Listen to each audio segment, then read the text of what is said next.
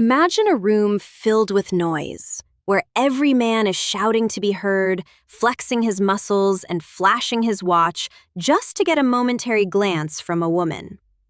Now, imagine a man who walks into that same room, says absolutely nothing, and yet every head turns toward him.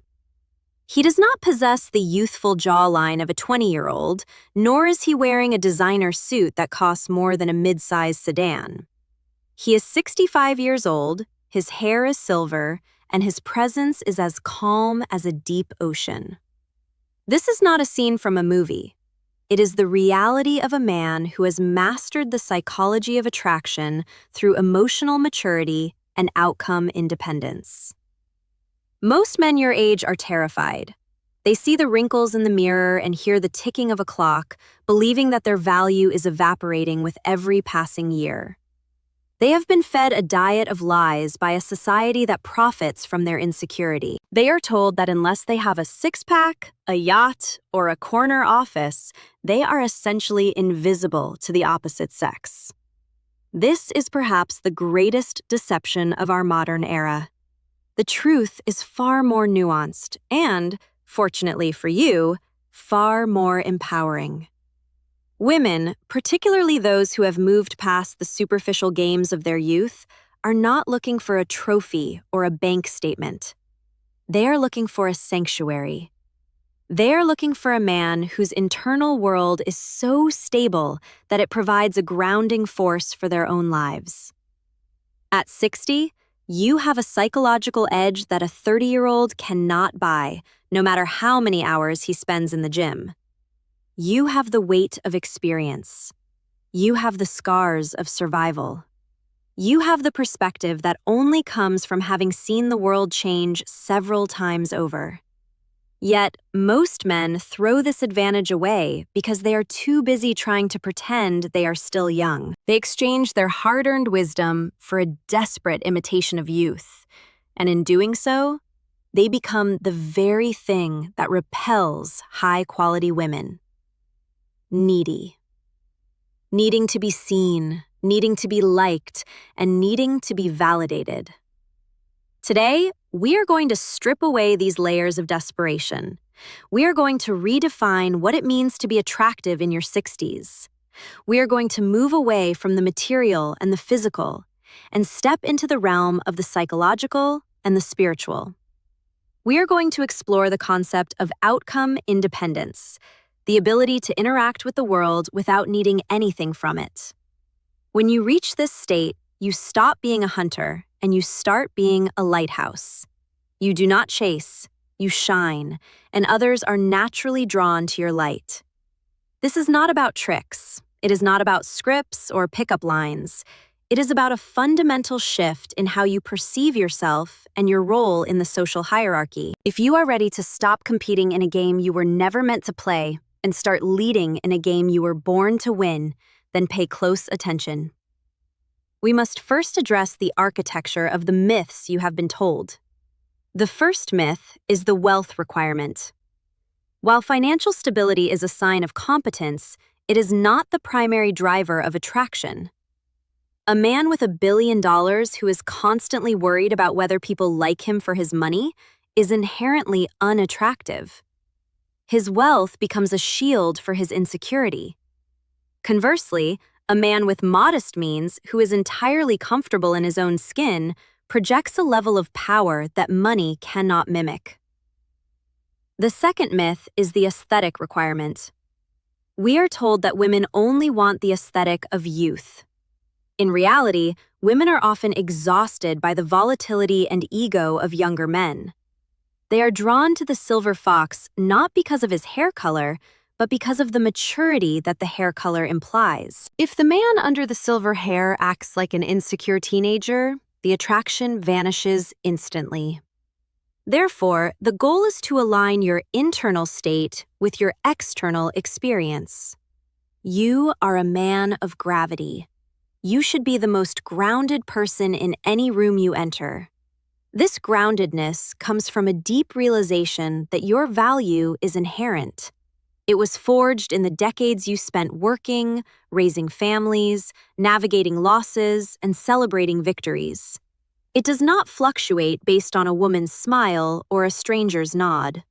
When you truly understand this, you enter a state of outcome independence. This means that when you speak to a woman, you are not doing so to get her number, her approval, or her attention. You are doing so because you are a social being who enjoys the exchange of energy. If she stays, wonderful. If she leaves, wonderful. Your internal weather does not change based on her presence. This is the ultimate aphrodisiac because it signals that you are a man who is already complete. You are not a half man looking for another half to make him whole. You are a whole man offering a glimpse into a world that is already thriving.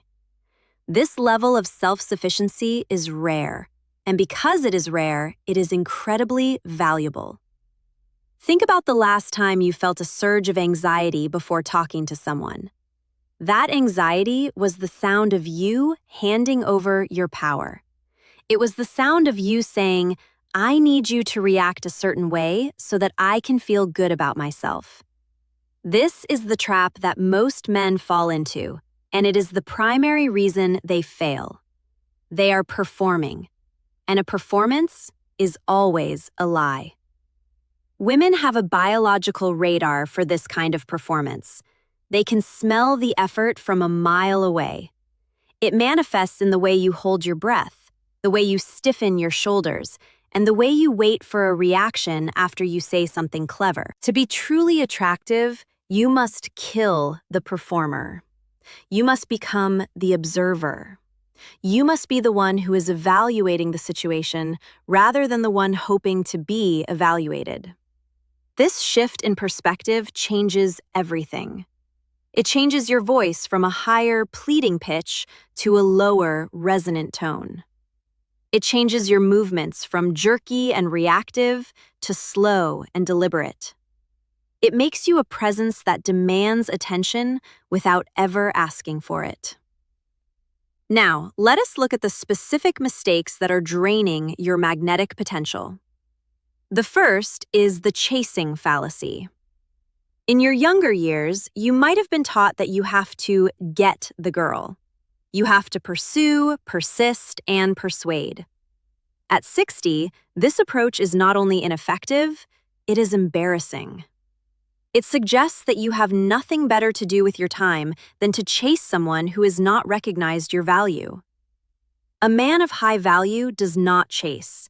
He invites. He opens a door and allows others to walk through it if they choose. If they do not, he continues his journey with the same level of enthusiasm. The second mistake is the validation loop. This happens when you allow your mood to be dictated by external feedback. If you go to a social event and no one talks to you, do you go home feeling like a failure? If so, you are in the validation loop.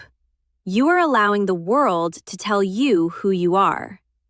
A mature man defines himself. He knows who he is before he leaves the house, and he knows who he is when he returns, regardless of what happened in between. The third mistake is mimicry. This is when men over 60 try to dress, speak, or act like men in their 20s. It creates a disturbing effect where women feel an instinctive sense of distrust. You are not a boy. You are a patriarch. Embrace the authority of your age. Wear clothes that fit a man of your stature. Speak with the weight of someone who has seen it all. There is a specific kind of beauty in a man who owns his age without apology. It is a form of courage that most men lack. By standing firmly in your own timeline, you distinguish yourself from the masses of men who are desperately trying to run backward. Now, how do we operationalize this? How do we take these high-level psychological concepts and turn them into a daily reality?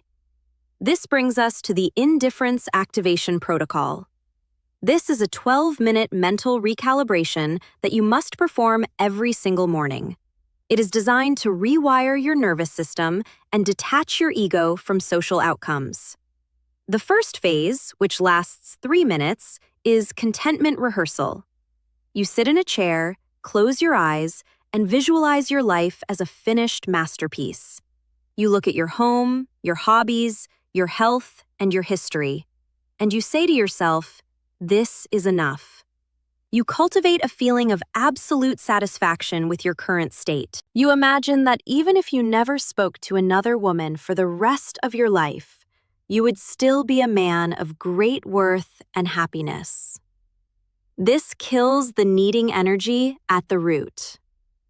The second phase, lasting 4 minutes, is neutral visualization. You picture yourself in a social setting, perhaps a busy market or a quiet cafe. You see an attractive woman. In your mind, you walk up to her and say something simple, like a comment on the weather or the book she is reading. But here is the key. You visualize her being completely indifferent to you. You see her give a short answer and walk away. In the visualization, you watch yourself remain perfectly calm. You see yourself smile, take a sip of your coffee, and go back to your day without a single flicker of disappointment. You are training your brain to decouple social rejection from personal worth. The final phase, lasting 5 minutes, is the recognition of the journey. You spend this time mentally listing the hardest things you have ever done.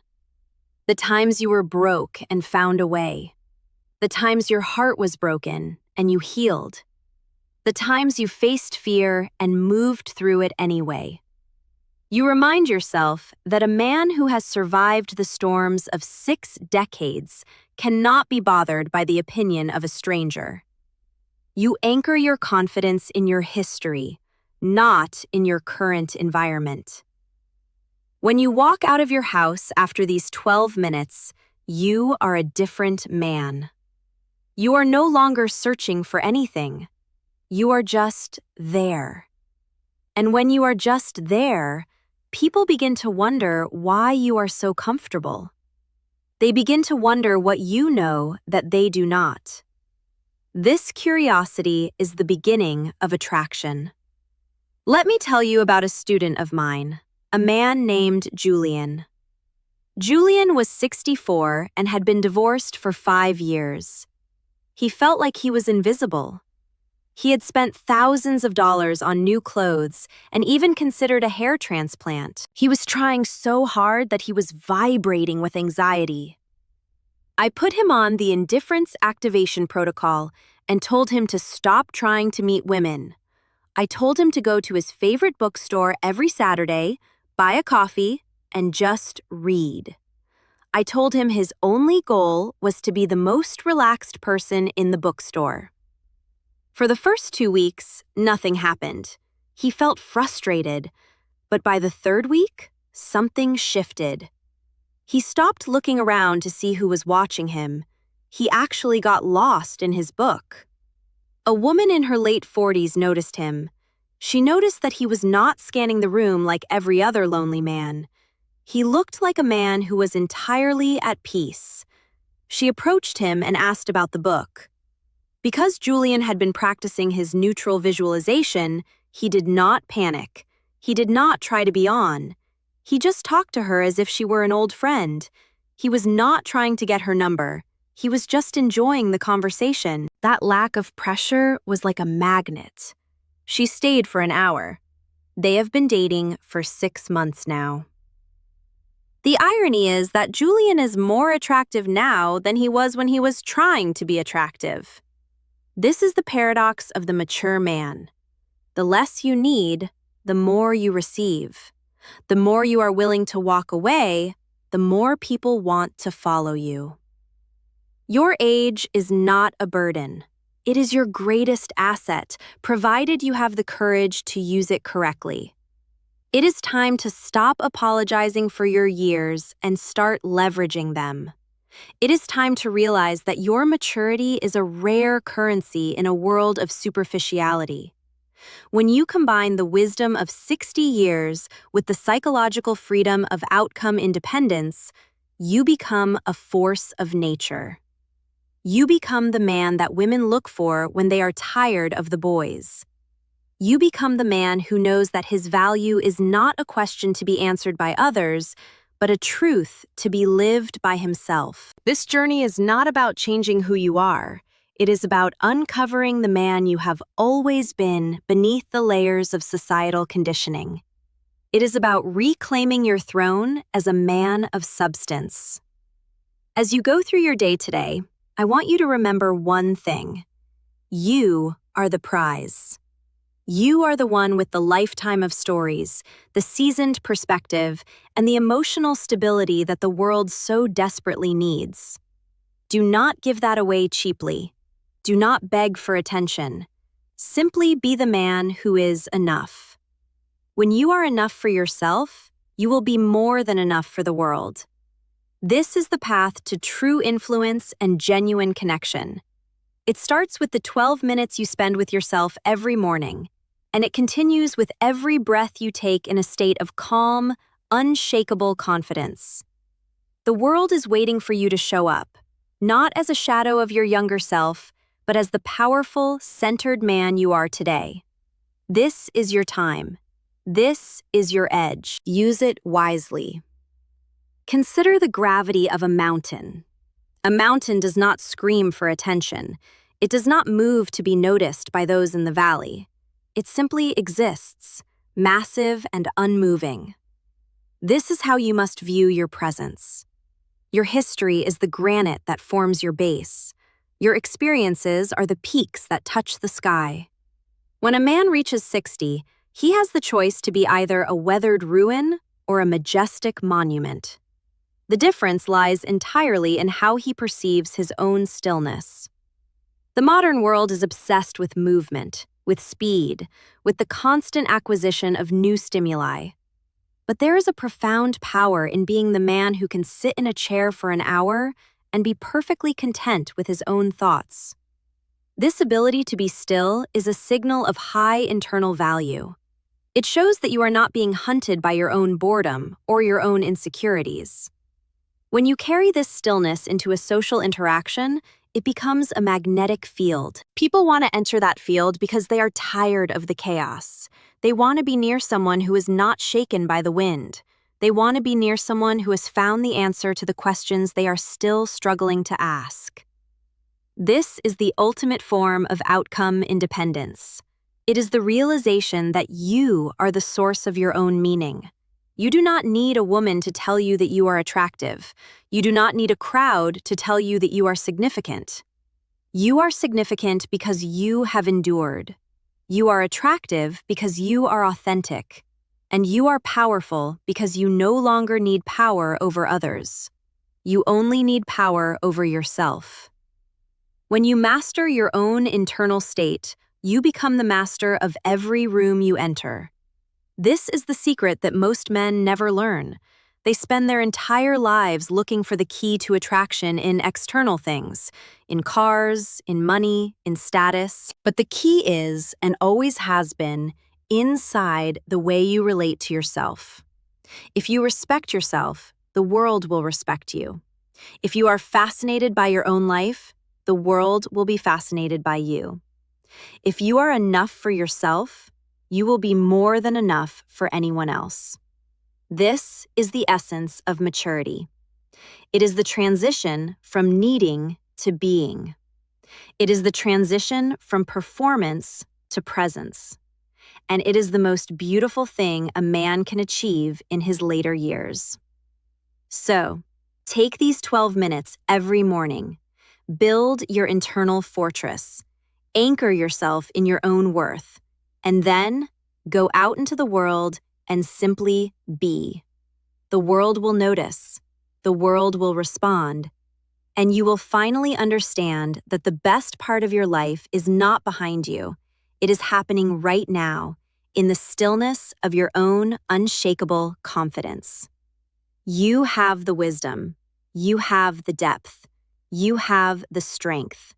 Now, you have the protocol. Go forth and lead. Become the lighthouse that others seek.